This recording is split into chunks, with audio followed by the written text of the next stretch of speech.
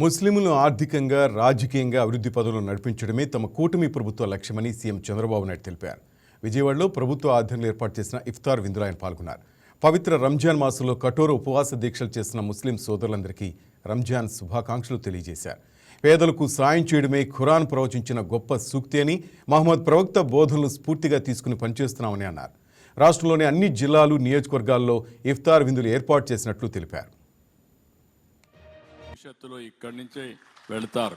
ఒకప్పుడు హైదరాబాద్ లో కూడా ఆజ్ యాత్ర పోయే ఫెసిలిటీ లేకపోతే ఫస్ట్ టైం అక్కడ ఇంట్రడ్యూస్ చేశాం. మళ్ళీ ఇక్కడ ఇంట్రడ్యూస్ చేస్తే వాళ్ళు సరిగా చేయకపోతే మళ్ళీ దాన్ని ఇంట్రడ్యూస్ చేసే పరిస్థితికి వచ్చాం. ఇంకొక పక్క ఎకనామిక్ సపోర్ట్ స్కీమ్ కింద మైనారిటీలకు అందరికీ ఈరోజు చూస్తే 33,275 మందికి 193 కోట్ల రూపాయలు ఇచ్చాం. మీలో యువత గాని స్కిల్ డెవలప్మెంట్ చేసి భవిష్యత్తులో కూడా మీ నైపుణ్యాన్ని పెంచుతాం. ఆటోమొబైల్లో మీకు బాగా అనుభవం ఉంది. ఆటోమొబైల్ అంటే ఎక్కడ మైనారిటీ సోదరులుంటే అక్కడ ఆటోమొబైల్ నగరం ఉంటుంది, ఆటో నగరం ఉంటుంది.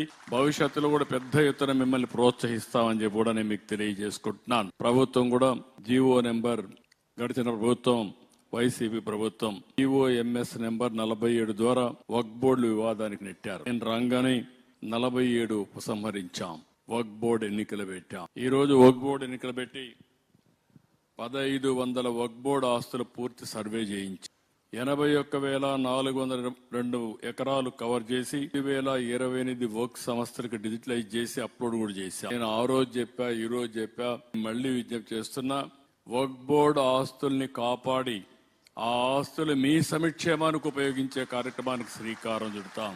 దూదేకుల ముస్లిం ఫైనాన్స్ కార్పొరేషన్ గా పేరు మార్చాం. 100 కోట్ల రూపాయలు బడ్జెట్ కూడా కేటాయించాం. గత బడ్జెట్ లో 5,434 కోట్లు కేటాయిస్తే ఈ సంవత్సరం ఆర్థిక ఇబ్బందులున్న 656 కోట్ల రూపాయలు జమ చేసి 6,090 కోట్ల రూపాయలు 26-27 బడ్జెట్ లో నిధులు కేటాయించామని చెప్పి కూడా నేను మీకు తెలియజేస్తున్నా. కానీ దేశం అంతా కూడా చెప్పిన మాట నిలబెట్టుకున్నామని చెప్పి కూడా నేను మీకు తెలియజేస్తున్నా. కాబట్టి ఎప్పుడు కూడా ఈ ప్రభుత్వం మీ మనోభావాలను గౌరవిస్తుంది ఉంటుంది. నేను ఎన్నోసార్లు చెప్పాను, ఈ రోజు మళ్ళీ మిమ్మల్ని అందరినీ కోరుతున్నా. కూడా ఈ ప్రభుత్వం ఏదో తాత్కాలికంగా ఆలోచించడం లేదు. సమాజంలో మీ ఆర్థిక పరిస్థితులు మార్చాలని, మీ జీవన ప్రమాణాలు మెరుగుపరచాలని